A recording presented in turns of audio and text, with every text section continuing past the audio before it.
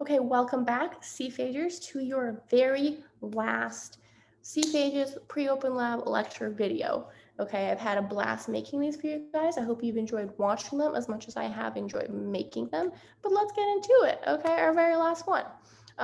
This week, we're going to be going over restriction enzyme digest. It's the last step in our phage journey. It's the last open lab you're coming in for, which is exciting. If you want to follow along with the instructions, it's on pages 77 through 87, okay? So let's start with, broadly, what is a restriction enzyme digest?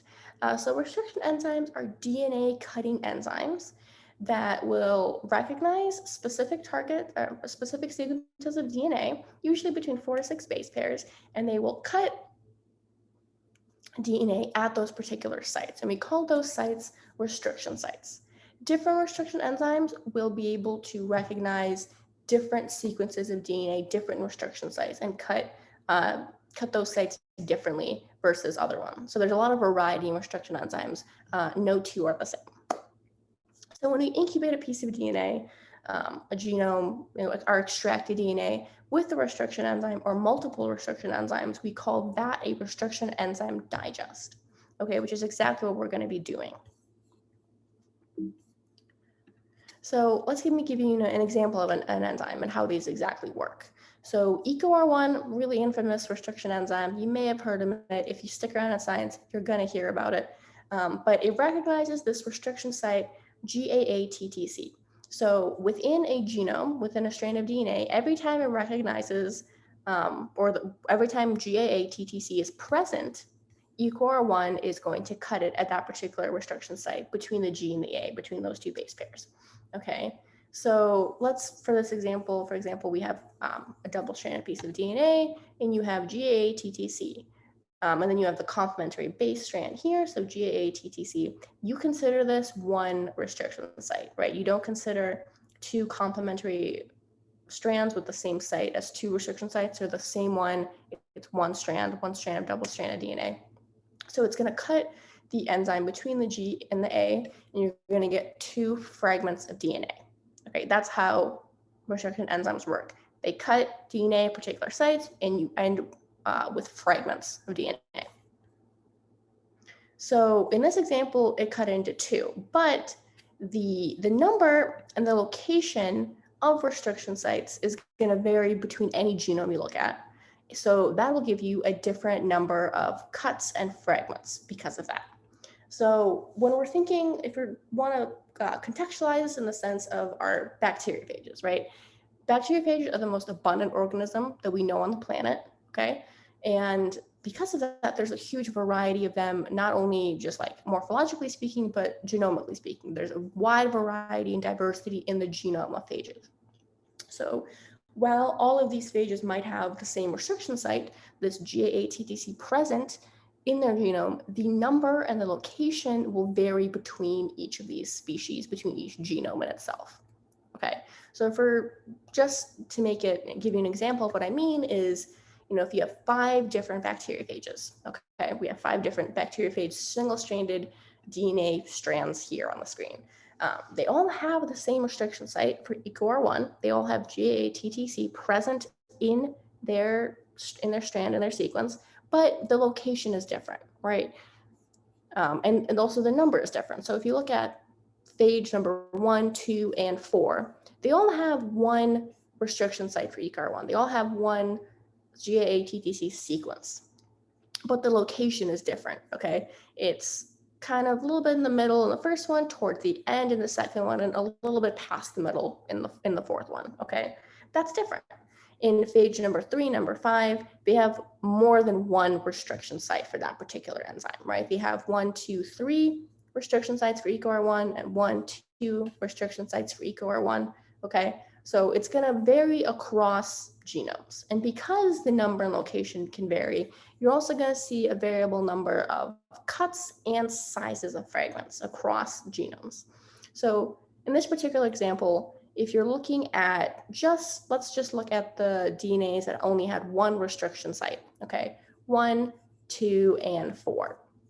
They all had one. They were all cut by the EcoR1. Now you have 2 DNA fragments, 1, 2, 1, 2, and 1, 2. Okay, they all have 2 fragments, but you can see that the size of those fragments is different. Okay, so let's just look at these top 2. They both had 1 restriction site, same one. They both got cut by DNA once, or by EcoR1 once, and now they both have a resultant 2 fragments of DNA. But you can see, because the location was different, the size of the fragment is different. So the second phage genome, it has a really big fragment and a much smaller fragment, versus these are, they're not 100% even, but you can see the size differences there, okay? Similarly, if you look at number 3, which had 1, 2, 3 restriction sites, it was cut into 4 fragments, and you have some really small fragments of DNA. This one is 5 base pairs long. That's pretty small, okay? So the number and size of the fragments is going to vary based on the number and location of the restriction sites, right? So that's really what I'm trying to get you to understand from this slide and the previous one, right? That because of the diversity in genomes that we see within phages in themselves, you're going to see a diversity in the restriction sites present for particular enzymes. And because of that, you're going to see a diversity in the number of cuts and the number of fragments that you're going to get when you do a restriction enzyme digest with phage DNA. Okay, we obviously will not be able to see this physically with just looking at a little test tube. We can't see the number of fragments of DNA, and we certainly can't count it. So what we do is we visualize these fragments and the results of our digest using something called gel electrophoresis. So maybe you guys have heard this before, or maybe you've done it even in a different class or in high school, which is super cool, but that's how we're gonna visualize our enzyme, our digest results. So if you haven't heard of it, or if you need a familiarization, generally what it is, it's a very, very common technique in science used to separate DNA fragments based on their size and the charge when we apply it to a gel, okay? So you extract your DNA, you do a restriction enzyme digest to cut it into little fragments, and then you do the gel electrophoresis to be able to visualize your fragments. So these gels, they're made out of agarose, which is a polysaccharide, and it forms this matrix that is held together by hydrogen bonds, and they form little tiny pores, okay? So when you run a current through the gel and you add your DNA to these little wells here, okay? When you run a current through the gel, the DNA molecules that you just put into your gel, they're gonna travel through it at different speeds based on the size, and that's going to separate them out, okay? So really small DNA fragments. So if you think about something like a number 3, this little tiny 5 base pair one, they'll be able to work their way through that matrix a lot quicker, okay? Longer pieces of DNA, larger fragments, it'll be a lot more slow for them to move through, okay? So they'll be separated out by size. So DNA is negatively charged. It has that negatively charged, it has that phosphate backbone, okay, which is where that charge comes from. So when we add it to these specific wells in our gel, and it's on the side of the negative electrode, when you apply a current to that, it's going to travel away from the negative electrode, right? Because, opposites attract, it's going to move towards the positive side. So negative is going to move towards the positive, okay?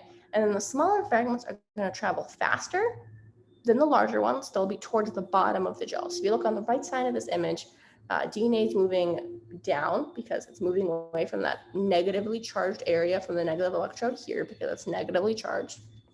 And the smaller fragments are going to show up as bands closer to the bottom because they're able to travel farther through that little agarose matrix I just mentioned than larger fragments, okay? So here's just obviously computer-generated example of what I mean by that, but just so we're understanding what this looks like, okay? So one, we have on our left something called DNA ladder. This is DNA fragments of a known size that we add in as for a comparison. So we get this from, it's manufactured, it's made for us, and we know the size of all the fragments that are in there. So we know the largest fragment's going to be, let's say 4,000 base pairs, and the smallest fragment is 100 base pairs. So we know the largest and the smallest sizes, we know the sizes in between because this is something that's made for us, and we use this to compare our fragments of unknown size, okay? So if we know this is our comparison, we know the largest is around, say, 4,000 base pairs, and this number one, this guy up here, which is up high, up towards the top, because we know big fragments of DNA travel a lot slower than smaller fragments. We know these are going to be bigger sizes. So we know this is around 4,000 base pairs. Similarly with this one, we go over to the left, let's say around 2,000 base pairs, around 1,500 base pairs, okay? Larger fragments of DNA stay up top because they move slower, okay? Smaller fragments, they travel faster, so they're going to be found towards the bottom.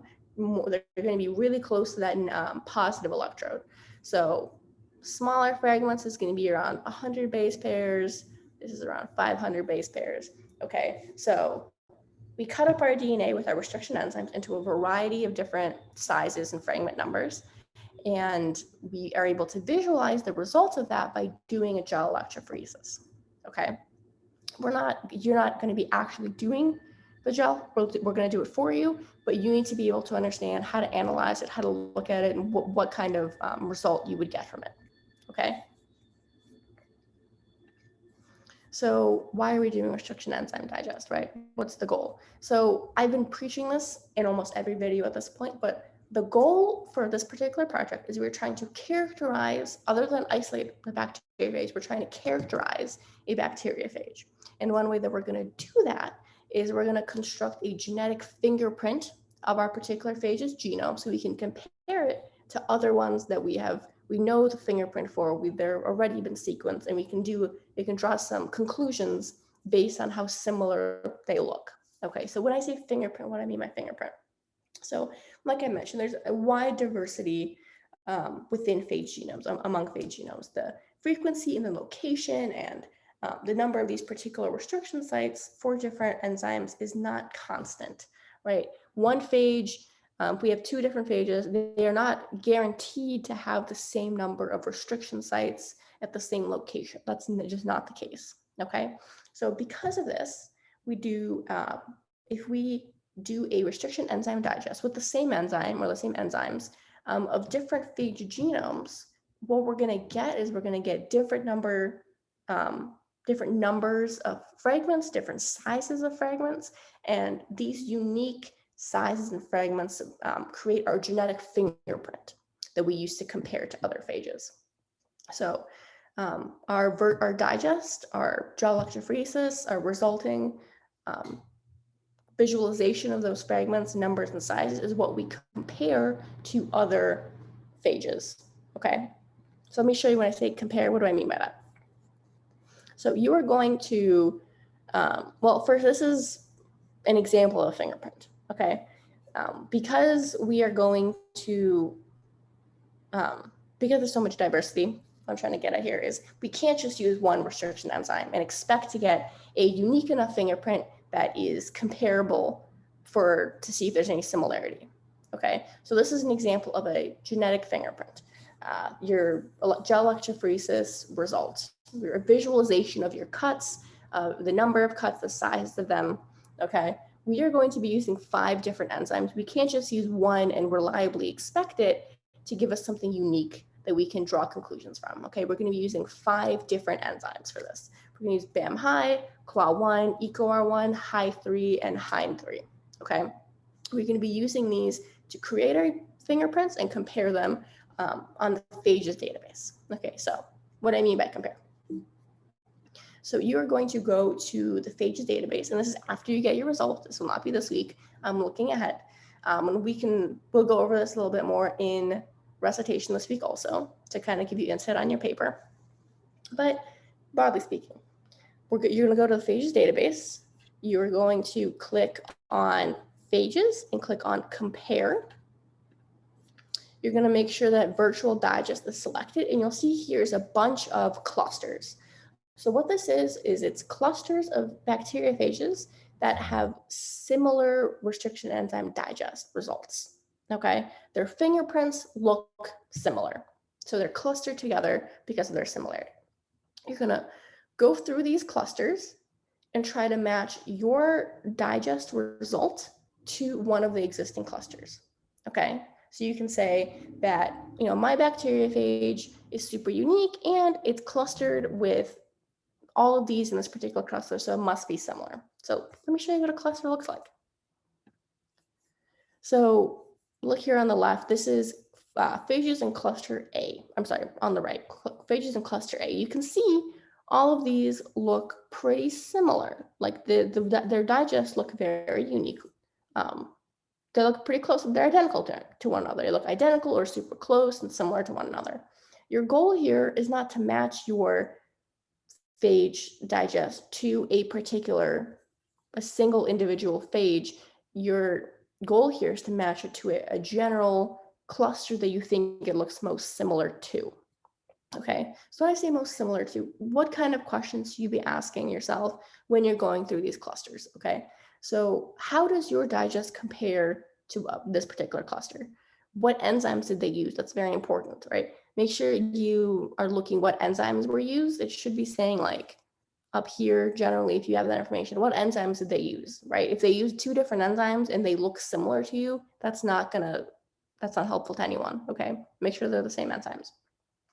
I mean, do these fragments, the fragment lengths that you're comparing, do they look similar to your particular one for each individual enzyme? So let me dive into that a bit. So you see in all of these individual phage digests, you see that in this particular enzyme, they all look like they have very similar number of fragments and sizes of the fragments. They're all towards the bottom. So that means they were all cut really small.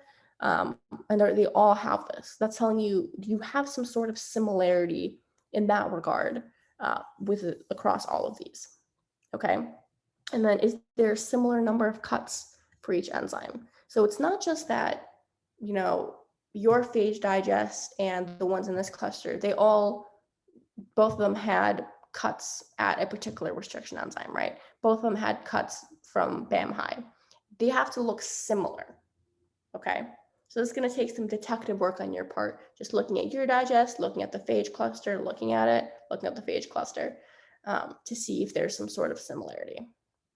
Okay, and this is going to be after you get your results. Again, I'm looking forward, but I want you guys to be aware of why we're doing this and the general end goal of like what we're trying to accomplish with it.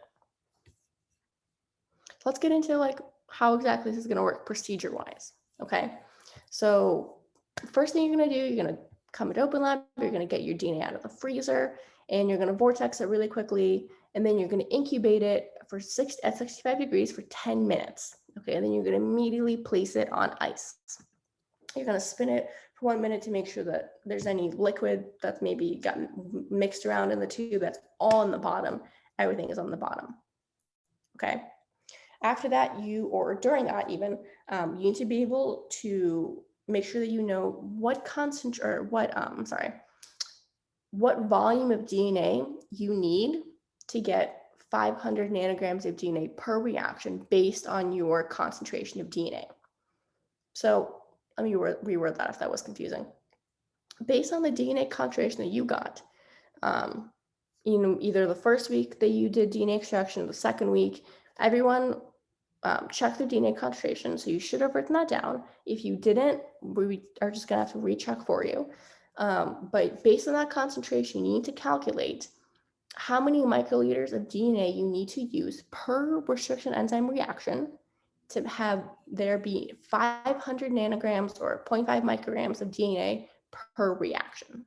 So you can use this particular equation, just a really quick moving around of units. So whatever your concentration that you want, in our case is 500 nanograms, times 1 over your DNA concentration. So to give you an example, let's say I extracted my DNA 2 weeks ago and I had a concentration of 85 nanograms per microliter, really high concentration. And I want 500 nanograms. So to be able to, per reaction, have there be 500 nanograms in each reaction, and my initial concentration was 85, I will need 5.88 microliters of DNA per reaction. Okay. I recommend you guys figure this calculation out before coming into Open Lab. If you didn't write down your concentration, your partner didn't write down your concentration, you're gonna have to wait till you come into Open Lab to do it. But if you didn't, if you did, just do it. Take the 2 seconds to do the math before coming in, super quick. So why do we need to know this? I'll tell you why. Because this is how you're gonna be setting up your restriction enzyme digests. So first thing you're gonna do is make sure that you're going to have 6 microcentrifuge tubes. You need to make sure you label them. Super, super important that you're labeling them. 5 are going to be with your enzyme. 1's going to be a control. So label them with the date, the name of your group initials, partner, however, and then the contents of each tube. So each enzyme name and the control. So for example, if we're looking at me, my initials are MS. I would have 6 tubes and they'd be labeled MS 1117 for the date, BAM high for the enzyme. MS 1117 EcoR1, MS 1117 CLAW1, MS 1117 high 3, MS 1117 high 3, and then a control. Okay. Very important that you label things to start because you cannot be mixing things up accidentally. Okay. You're gonna have to restart the whole experiment if we're doing any accidental mix-ups. Okay. So each digest reaction is going to have an equivalent to 0.5 micrograms of your DNA. So whatever that volume is, to get you an equivalent to 0.5 micrograms or 500 nanograms, it's going to have 0.5 microliters of your restriction enzyme. It's going to have 2.5 microliters of your buffer, and then whatever the difference in volume is to get you to 25 for water. So using my example of I extracted DNA that was 85 nanograms per microliter. Okay. So I will be using 5.88 microliters of DNA per reaction for this experiment for each tube. If you're still confused on how I got that, go back the 2 slides and relook at that equation. So it's going to have your 5.8 microliters of DNA. I'm going to have 0.5 microliters of my enzyme, 2.5 microliters of my reaction buffer. And that gives me a total, if you add all this up, is 8.88 microliters. My final volume has to be 25 microliters, okay? So the difference in that is how much water I add. So 25 minus 8.88, 16.12 microliters of deionized water is gonna be added to my tube. And this is per enzyme, right? You're not adding all of your enzymes into one tube.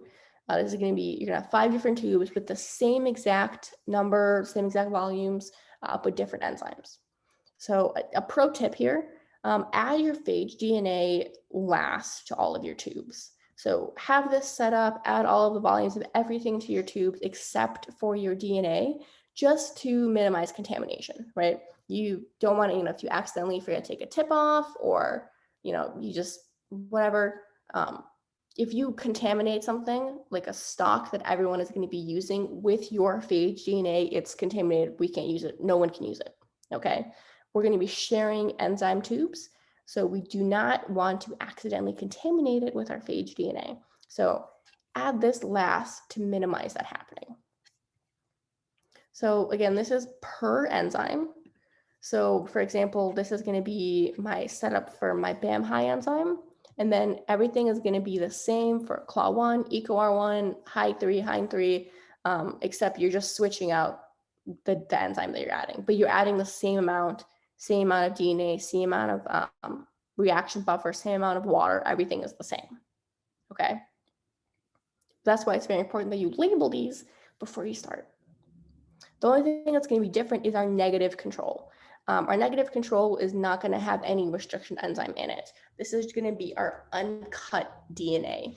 The reason we add it is because uncut DNA, no restriction enzymes are cutting it. We know that it's going to be fairly large in size, right? It's not being cut. It's a huge fragment of DNA. So then when we add it to our gel and we, turn on the current and we let it run, because it's such a big fragment, it's not going to move a lot. It's going to be stuck up top, kind of by those wells, probably not really moved a lot.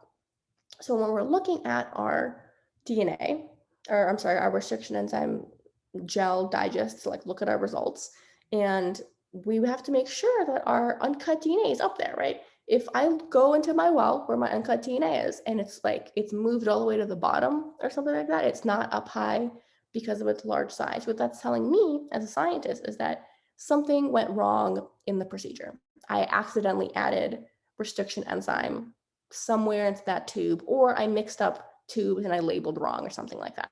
Okay, so this is here as a control. So you're not adding any enzyme.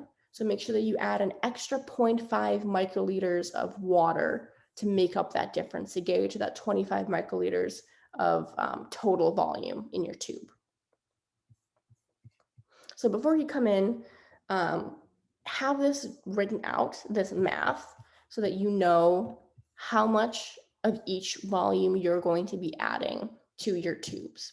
Okay, take the 5 minutes with your partner, figure the math out for this coming in so you're prepared.